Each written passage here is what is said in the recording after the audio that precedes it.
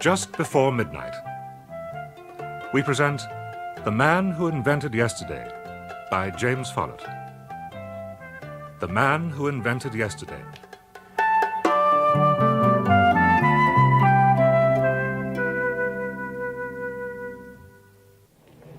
I am not in the slightest bit interested in your absurd little car, Mr. Fox. If the good Lord had meant Minnies to survive close encounters of the third-party kind with Rolls-Royces, he would have given them larger bumpers. No one in their right mind puts their car into reverse in the middle of the street without warning. Please, Max, let's park in the multi-story and discuss this. There was plenty of warning. My reversing lights came on, didn't they? Minnies get out of the way of rollers. Law of the jungle. Guildford High Street is not a jungle. It's a Oh, public... yes, it is. Red in tooth and Toyota. Sally, my angel, what is my favourite niece doing travelling with this objectionable creature? Jerry is the university's supplies officer, Max. He's worried about the electron microscope you borrowed. You promised us faithfully, Sir Max. 1 month during the summer you wanted it for. You've not answered my letters. You've slammed the door in my face when I've called at your house. If it wasn't for the magic of the name of Sir Max Flinders, the university wouldn't have an electron microscope. It's because of your illustrious name that we haven't got an electron microscope. The trouble is you use your Nobel Prize in the same way that a burglar uses a crowbar. It's not only that, Max. Mother is worried about all the postcards she keeps getting from you from Moscow. Sooner or later, someone's bound to start asking questions. My loyalty to my country ought to be above reproach. I always fly British Airways on my trips to the Soviet Union. We accept that it was through your efforts that we got the microscope, Sir Max.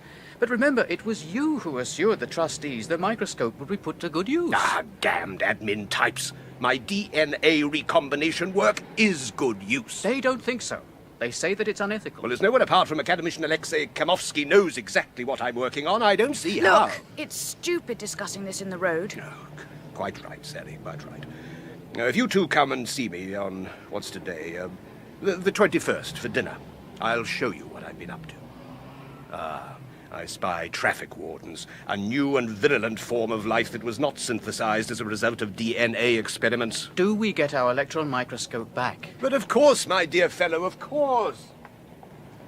Oh, yes, there is something else.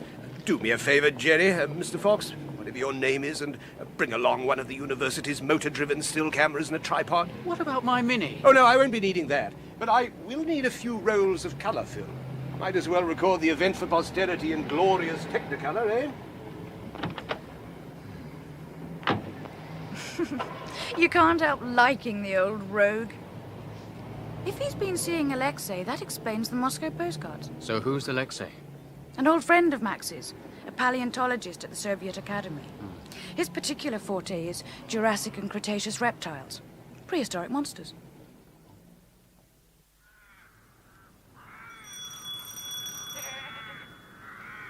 Does he keep the goats for his experiments? No, for their milk. Oh. Uncle Max is a self-sufficiency freak. He adores all animals. Sally, my angel. Hello, Max. Jerry? Sir Max? Oh, come in, come in. You brought the photographic gear. Splendid. Oh, I see you sold the Mini, Jerry. Well, a van's much more practical. It's to collect the electron microscope, Sir Max. Oh. And I'm on the phone to Moscow. I won't be a minute. Dump everything there. Right. Okay. Hello? Alexei? Sorry about that.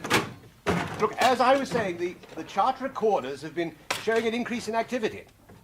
So we can expect whatever it is we've got to hatch out around 7 this evening. Yes. Yeah, I've been keeping my fingers crossed. I've got splinters from touching so much wood. Okay.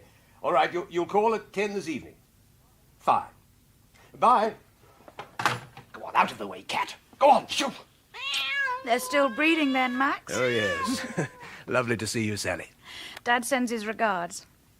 I'd better put this camera where we won't fall over it. I take it we will be able to take the electron microscope. Ah! Sally, what... Good grief. I'm sorry, my angel. I should have warned you. What the hell is it? Tyrannosaurus rex, largest and most ferocious of the carnivores from the Upper Cretaceous period. Good job it's only a skull, eh?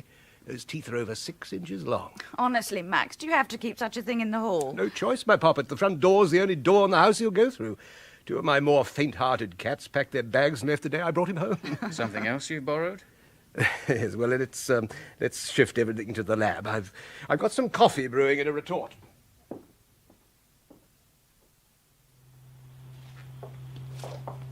You've extended the place, Max. Well, the old lab was too small for this project. Damn, I'll strangle that Siamese. Have to be black coffee, I'm afraid. Percy's nicked the cream. What's this enormous glass case for, Sir Max? Ah, now that's the centerpiece of the project. It's an incubator. Oh, it's not borrowed. I built it. The humidity is carefully controlled, and the intensity of the lamps varies to reproduce night, morning, mid-afternoon, and evening. Shouldn't an incubator have eggs? There's an egg in there, a very special egg. But there's nothing. Just sand and gravel and a few stones. The egg's about 4 inches under the sand. It's being alternately warmed and cooled by the lamps, just as the sun warmed and cooled such eggs 65 million years ago during the Cretaceous period. Why then, Max? You haven't touched your coffee. Why then, Max? Because that's when Tyrannosaurus ruled the Earth. Tyrannosaurus rex. You know what it means. The tyrant king of the lizards. My God, he was well named. Over 20 feet high when standing erect. A mouth you could park a Mini in. Teeth and claws that could rip any creature apart with a speed that could only come from 100 million years of evolution. 100 million years. We've been around 5 million. Do you think the human race will last as long as Tyrannosaurus? And people say that dinosaurs were a failure. So what has all that to do with this incubator? Well, the remains of a Tyrannosaurus have been found in Mongolia. The creature had stumbled into an oil seepage pool some 70 million years ago and had been literally pickled in shale. Alexei invited me out to take a look at it. Why you, Max? What do you know about paleontology? Oh, nothing, my angel, but for the first time we had our hands on dinosaur tissue and not merely fossilized bones and bits of mummified skin. The last tissue slide contained the one thing that I'd hardly dared hope that I might find. So that's what it's all about. DNA remains viable if stored in alcohol. Now, similar conditions existed in that stratum of oil-rich shale. The genetic code, the blueprint of a creature extinct for 65 million years was laid out before me. So the egg in that incubator is... We'll find out later today. Now, if you could set the camera up so that it's focused a couple of inches just to the left of that large stone. Then we'll go and investigate the freezer, eh? See what we can thaw out for dinner, eh? But it's been done before, with amphibians, by introducing body cell nuclei into their egg cell cytoplasm, but never successfully with reptiles. 2 years ago, you wrote a paper supporting the government's code of practice on DNA recombination work. You said Now, that what is unethical bringing back a creature that has become extinct? One can argue the opposite way, say that it would be unethical not to do so if we now have the ability. Why if? Well, all I've had so far is failure. I've used the egg of the iguana lizard as the trigger material in this instance, but before, my work's been bedeviled by an amazingly rapid cell division. Rapid growth. That's right. The cells have always multiplied at an astonishing rate. I still haven't been able to discover where I've been going wrong. Yes, but if you succeed this time... Now, if I succeed this time, all that will happen is that iguana egg may hatch a hybrid creature that may live just long enough to answer the question of whether the dinosaurs were warm-blooded or cold-blooded. It won't tell us why they became extinct. Were the eggs of Tyrannosaurus eaten by the new mammals, or were the newly hatched creatures pounced on by other reptiles? That's the alarm. The microphone must be picking up some movement.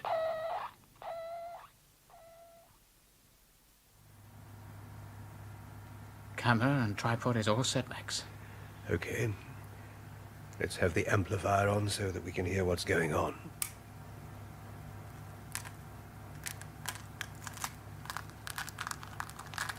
Listen. He's chewing his way out of the shell.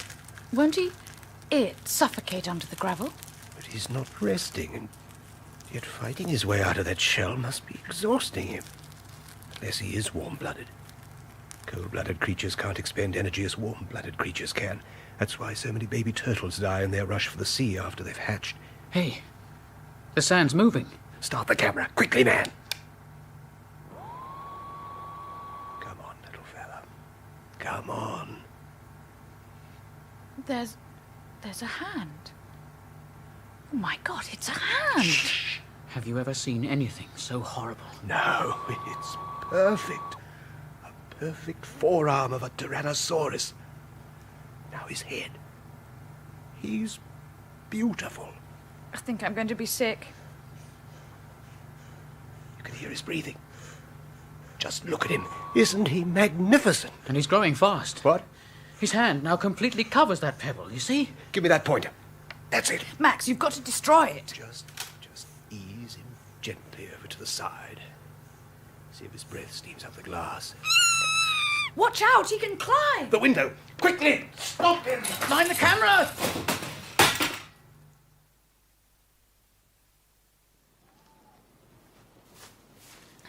Any luck? No. I've shut the gates, but I don't suppose an 8-foot garden wall will stop him if he's a mind to escape. We found these claw marks, Max. I don't believe it. He's doubled in size, hasn't he? The cell division rate was right all along. This is how Tyrannosaurus survived after hatching. They grew at a phenomenal speed. Possibly a brief burst of growth immediately after hatching to get them to a size whereby they could defend themselves. How do we catch him? At that growth rate, those chickens he had an hour ago won't sustain him for long. How do we catch him? I'm thinking. Look, you and Jerry had better go for help. We need a party of men with strong nets and rifles. Go now, and close the gates behind you. What about you, Sir Max? We can't very well leave you here. Jerry's right. I'm not leaving. Jerry. 65 million years since that sound was last heard on Earth. He's discovered that the goats are locked up. Go now. Go on, go quickly. And close the gates behind you. Go on! Well, what will you do? Try to tempt him into the house with a trail of meat, and then shut him in. Oh, don't worry about me. I've still got my old 12-bore.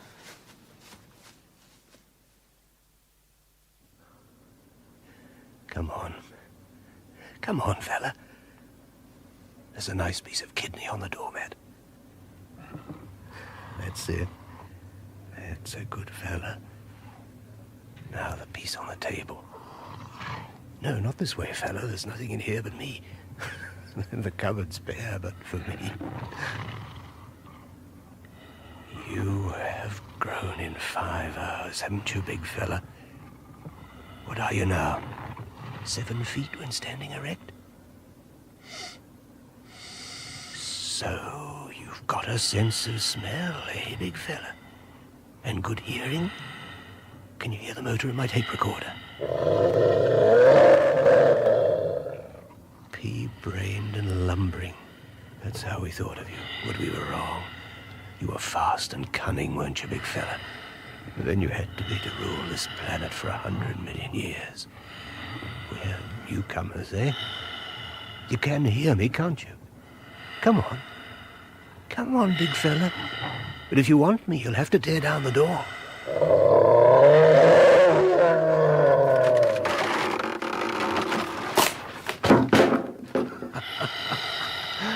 Hot breath. So you were warm-blooded? Well, who's it going to be, big fella? You or me?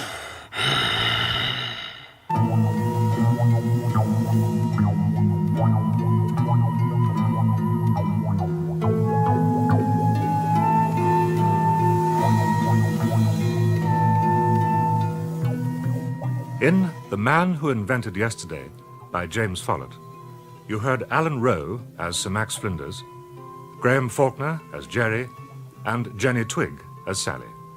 The play was directed by Christopher Venning.